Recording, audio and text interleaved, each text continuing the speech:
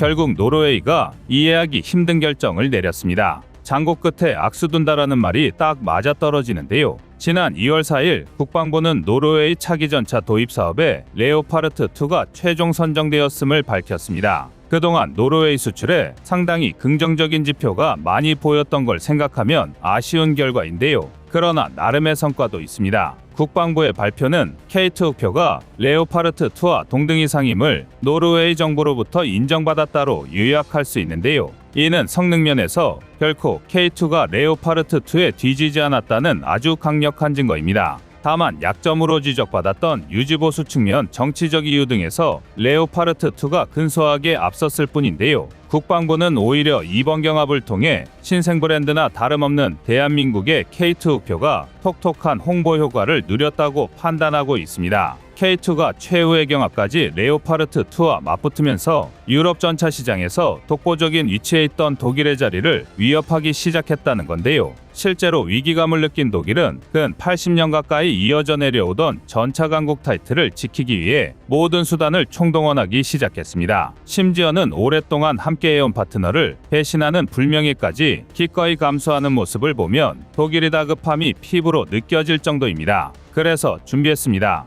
오늘은 독일 전차 산업의 승부수가 될 전차포 업권 계획에 대해 알려드리겠습니다.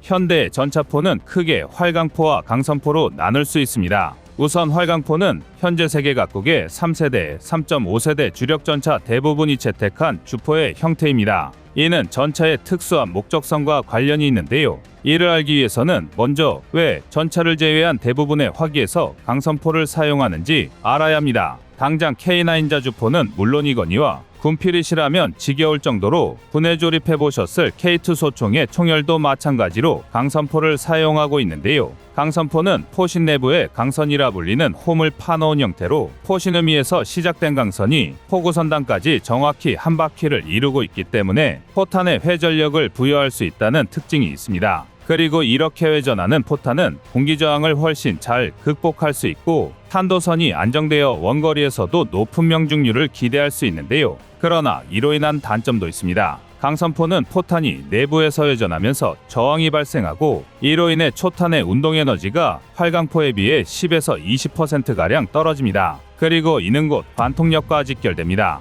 물론 기껏해야 사람의 신체를 관통하는 게 목적인 소화기에는 이게 큰 문제가 아닙니다. 하지만 수십에서 수백 밀리미터의 장갑을 관통해야 하는 전차에게 관통력 감소는 치명적인데요. 즉, 정리하자면 강선포는 사거리를 늘린 대신 관통력을 희생했고 활강포는 관통력을 극대화한 반면 사거리에서는 적당한 타협을 선택한 형태입니다. 하지만 날개 안정 분리철 같은 속칭 날탄이 개발되면서 전차주포 분야에서 강선포는 거의 사장되기 시작했는데요. 화살을 연상시키는 날탄 특유의 형태로 인해 회전력이 가해질 시 탄속이 급격하게 감소했기 때문입니다. 물론 포탄의 회전을 억제하는 슬립링을 송탄통 주변에 두르면 강선포도 날탄을 발사할 수 있긴 한데요. 그러나 이런 번거로운 과정을 거치느니 차라리 활강포를 탑재하는 게 훨씬 효율적이라는 판단이 내려진 것입니다. 그리고 이를 증명하듯 현대전차는 대한민국의 K1, 영국의 챌린저2 등을 제외하고 대부분 120mm 활강포를 탑재하고 있습니다. 전차의 목적에 맞게 근거리에서 적을 확실하게 박살내는 전격 필사를 선택한 건데요.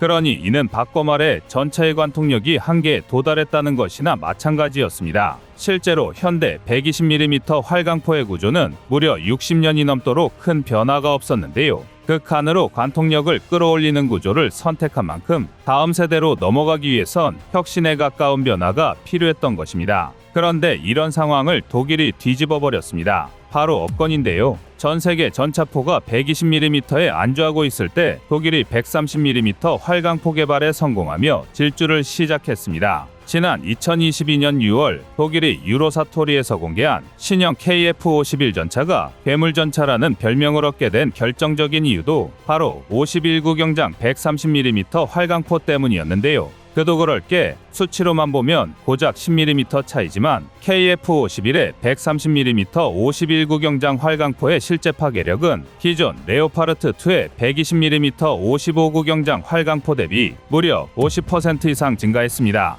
이 정도면 단순 화력 측면에서만 본다면 현존하는 어떤 전차도 KF-51을 따라잡는 게 불가능한데요. 최악의 경우 이제 막 유럽 방산 시장 진출을 시작한 대한민국 K2 흑표의 판로가 완전히 막혀버릴 수도 있는 상황이었습니다. 그런데 이런 암울한 전망과 반대로 KF-51을 목격한 전 세계 군사 관계자들의 반응은 시큰둥하기 그지없었습니다. 분명 KF-51이 우수한 전차는 맞았고 130mm 주포 또한 압도적인 화력을 보여줬지만 그만큼 단점도 명확했기 때문인데요. 가장 대표적인 문제는 바로 포탄의 중량과 반동의 증가였습니다. 실제로 독일에서 공개한 자료에 의하면 레오파르트2가 차체 전방탄 약고에 27발과 포탑 좌측 버슬에 15발, 총 42발을 적재할 수 있었던 것에 비해 KF-51은 최대 32발 이하의 포탄만 적재할 수 있습니다. 더군다나 KF-51의 중량이 레오파르트 2A7에 비해 약 8.5톤 이상 가벼워졌다는 걸 감안하면 이는 상당히 심각한 문제인데요.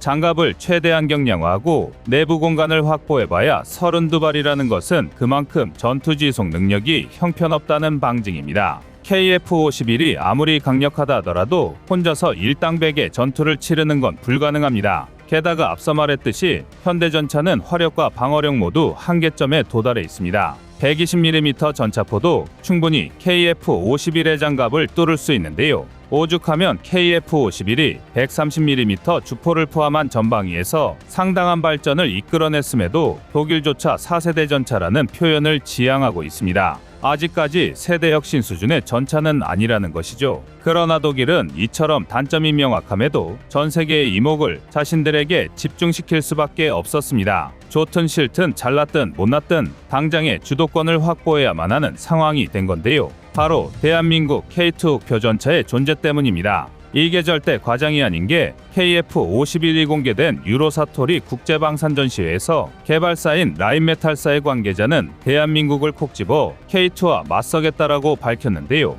이제 전 세계 방산업계에서 독일이 한국을 의식하며 도박수를 던지고 있다는 건 모두가 아는 사실입니다. 심지어 개발 비화를 파헤치다 보면 KF-51의 130mm 주포가 독일이 프랑스와 함께 진행했던 MGCS 차세대 전차 개발 프로젝트의 기술을 상당 부분 훔쳐서 만들었다는 추악한 진실에 도달할 수 있습니다. 한마디로 독일은 프랑스와 같이 차세대 전차를 공동 연구해놓고 뒤에선 기술을 빼돌려 독단으로 KF-51을 개발한 건데요. 하지만 파트너의 배신이나 독일의 행동에도 프랑스는 속으로분을 사귈 수밖에 없었습니다. 그 이유는 MGCS는 물론이고 전차 개발의 핵심 기술 대부분이 독일의 손에 있었기 때문입니다. 오랜 시간 기술 강국으로서 유럽 전차 시장의 대부분을 잠식해온 저력이 독일의 갑질을 정당화시키고 있는 셈인데요. 더군다나 독일은 분에 못 이긴 프랑스가 발을 뺀다면 영국을 끌어들일 생각까지 가지고 있습니다. 그렇다 보니 차기 전차에서 아예 배제될 각오를 하지 않는 이상 아쉬운 쪽은 늘 프랑스가 될 수밖에 없습니다. 하지만 여기서 의문이 하나 생기실 수도 있는데요. 도대체 대한민국의 K2 표가 얼마나 대단하길래 독일이 이 정도로 과민 반응하냐는 것입니다. 하지만 여기에는 대부분 알지 못하는 비밀이 있습니다. 사실 전차포 업권을 준비하는 건 독일뿐만이 아닙니다. 대한민국의 업권 계획은 감히 독일이 넘볼 수준이 아닌데요. 그건 바로 2부에 공개됩니다. 안녕하세요, 꺼리투브입니다. 여러분의 가부나 성원에 힘입어 군사무기에 관심 없는 분들도 쉽게 이해하실 수 있는 대한민국의 육해공 군사무기의 숨은 비하 이야기를 책으로 엮었습니다. 하루 종일 검색해도 절대 찾을 수 없었던 비밀스러운 내용을 이제 책으로 만나보세요.